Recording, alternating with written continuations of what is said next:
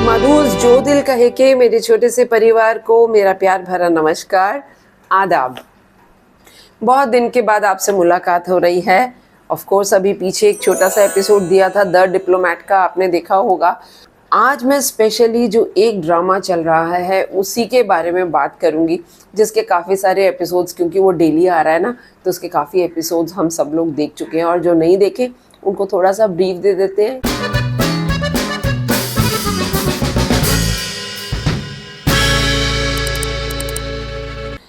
सबसे पहले तो शुरुआत में करूंगी एक गाने से।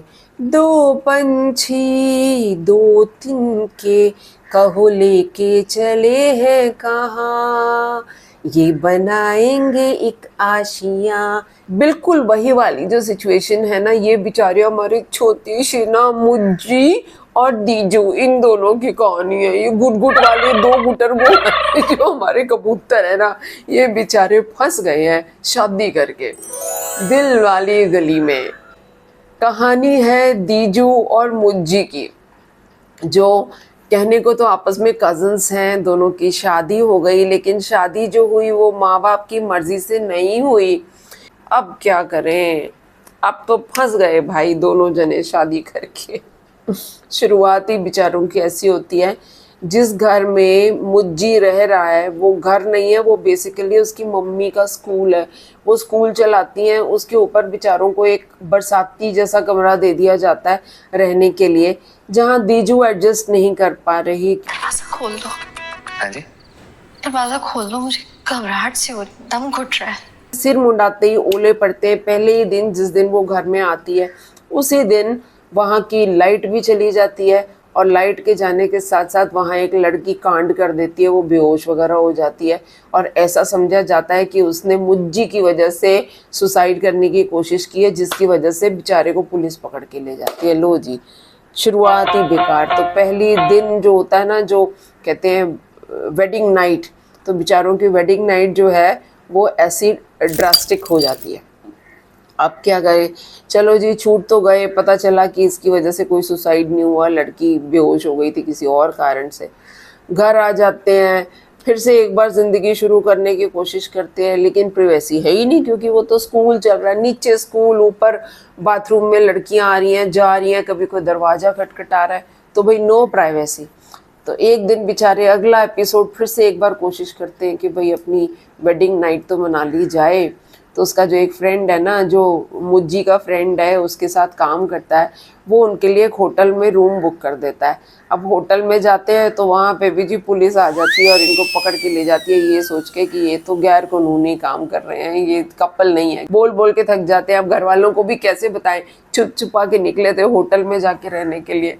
तो फिर से जी मुंडाते ही फिर से एक सेकंड ओला आके सर के ऊपर गिर गया, बेचारे क्या करें। किसी तरह वहाँ से छूट के आते हैं। दीजू जो है वो वहाँ वापस जाने को राजी नहीं है, वो अपने मम्मी पापा के घर में आना चाहती है। भाई उसको अब होता ही है ना, लड़की नई नई शादी करके जाती है, उसको एडजस्ट करने में थोड़ा टाइम लगता है। नहीं कर पा रही लड़की वहाँ बैठ, घर आती है। फिर इनके आपस के फैमिली ड्रामास चल रहे हैं, वो वापस नहीं जा रही है, जाती भी है तो फिर वहाँ पे बड़ी इंसल्ट हो जाती है टॉयलेट के पीछे की, जी बड़ा पर्सनल टॉयलेट चाहिए इसको, लो जी, उसके ऊपर अलग ड्रामा हो जाता है। तीसरा डेस्टिनेशन कि भाई घर में आ जाते हैं अपने मायके में, मतलब कि जो अपनी सजल है दीजू, उसके घर में आके रहना शुरू करते हैं। अब जी यहाँ पे दो उसके जो भाई बहन हैं वो भी कोई कम थोड़ी हैं, दोनों ने रूम्स पे कब्जा कर लिया। जो रूम इसको मिला हुआ था दीजू को शादी से पहले, वो रूम तो गया हाथ से। अब बेचारों को रहने की भी जगह नहीं। माँ बाप बेचारे कोशिश कर रहे हैं कि उन बच्चों से रूम खाली करा दें, लेकिन दोनों में से कोई भी बच्चा राजी नहीं है। ये मेरा कमरा है था, आप अब ब्राइट फ्यूचर स्कूल के स्टाफ रूम में शिफ्ट हो गई हैं, मुश्तबा सिद्दीकी की वाइफ बन के।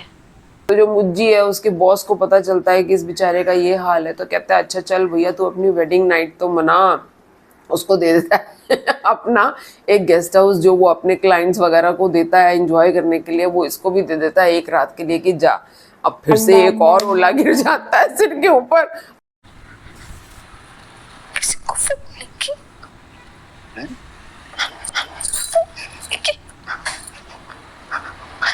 तो जी गुंडा आके खड़ा हो जाता है बंदूक लेके सिर के ऊपर। अच्छा वाला गुंडा होता है, जब उसको बेचारे को पता चलता है कि बेचारों ने वेडिंग नाइट भी नहीं मनाई, तो उनको इतनी सपोर्ट कर देता है कि गुंडागर्दी में उनको एक पूरा फ्लैट अलॉट करवा के दे देता है किसी से छीन के। किससे छीनता है? इसी के बॉस से, मुज्जी के बॉस से।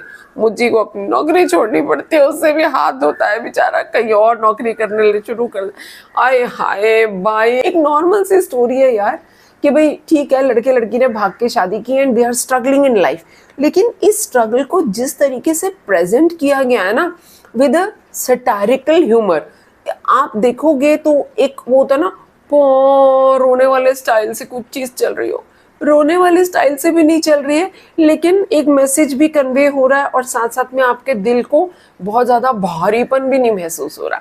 तो इस तरीके का कुछ ये ड्रामा बनाया गया है एंड अभी फिनिश नहीं हुआ, अभी भी चल रहा है एंड मस्त है यार, मज़ा आ रहा है देखने में। And Sajal as usual, this girl is so natural in her performance.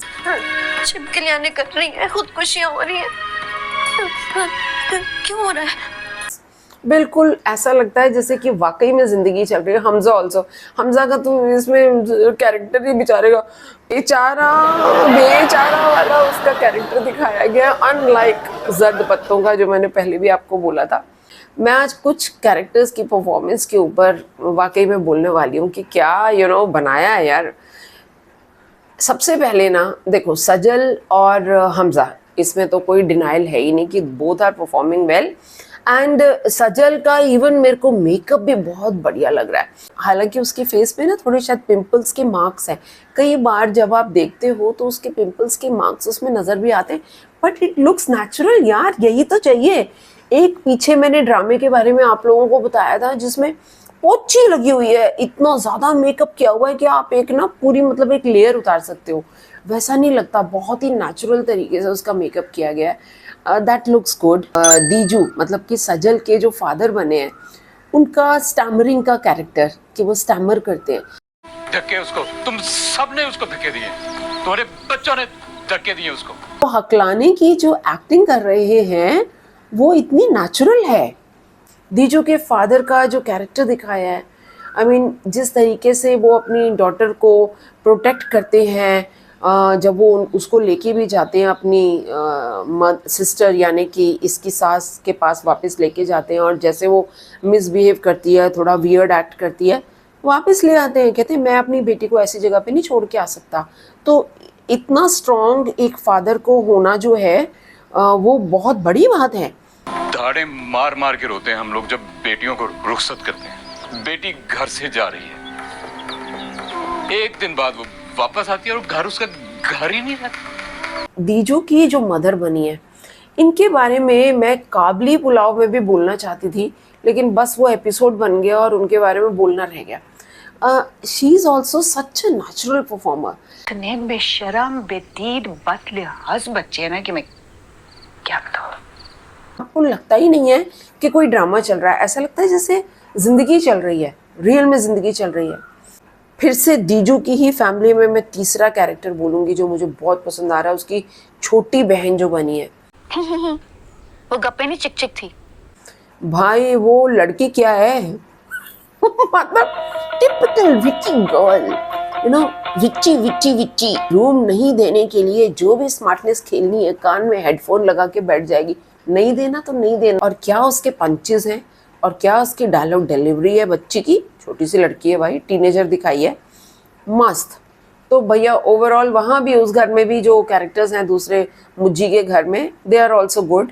But आज स्पेशल जो जिक्र है वो दीजू एंड हर फैमिली के बारे में।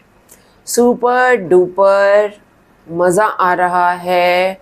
तो जिन्होंने नहीं देखा, दिल वाली गली में आजा देखना शुरू कर दो, फिर उसके बाद बात करेंगे, अब फाइनल रिव्यू देंगे जब ये पूरा ख़त्म हो जाएगा। देखो, मुझे ना किसी ने बोला था कि आपको कर्ज़े जान पसंद नहीं आ रहा ना, आप उसके बारे में देखना छोड़ दो, आप उसका रिव्यू देना छोड़ दो।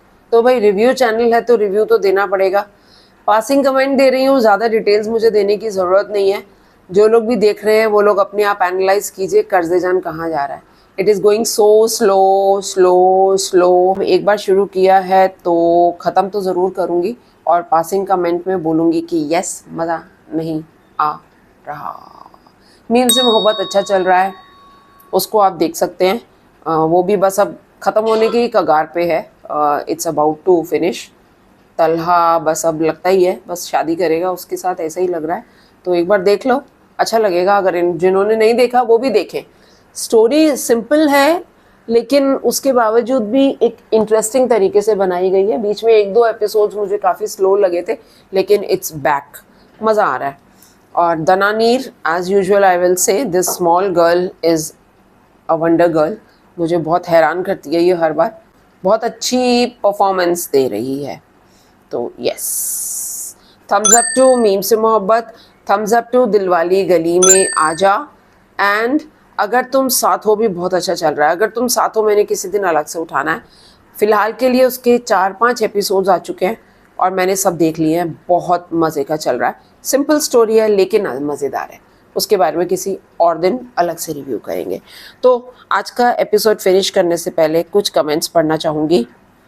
ओके, एक पीस ऑफ इंफॉर्मेशन जो मुझे मिस्टर वलाल ने दी है। आप लोग जैसे ड्रामा मुझे सजेस्ट करते हो ना, तो यहाँ इंडिया में हर ड्रामा जो है मुझे अवेलेबल नहीं है देखने के लिए।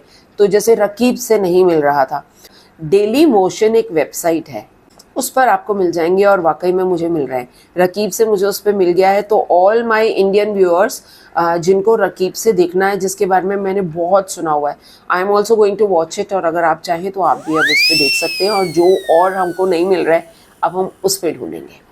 Thank you Walal ji, it was a great information, I am really grateful. और इसके साथ साथ मैं एक और कमेंट पढ़ना चाहूँगी। @ घोस्ट राइडर, इनके बारे में मैंने पहले भी एक बार जिक्र किया था।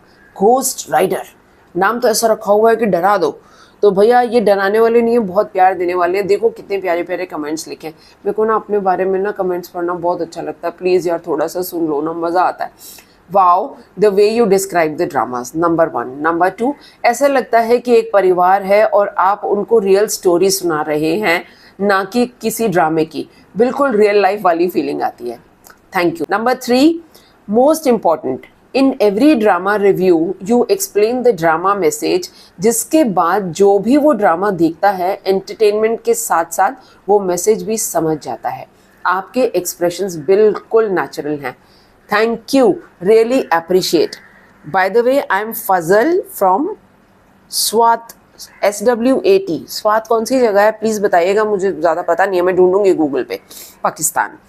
तो थैंक यू। उन्होंने लिख ही दिया, उसमें घोस्ट राइडर लिखा था ना, तो उन्होंने उसमें अपना नाम लिख ही दिया। तो थैंक यू सो मच। आप लोगों के कमेंट्स मेरे लिए बहुत मायने रखते हैं, ये परिवार मेरे लिए बहुत मायने रखता है। Thank you so much. आदाब, नमस्कार, खुश रहें, खूब खुश रहें। फिर मिलती हूँ नए ब्लॉग में।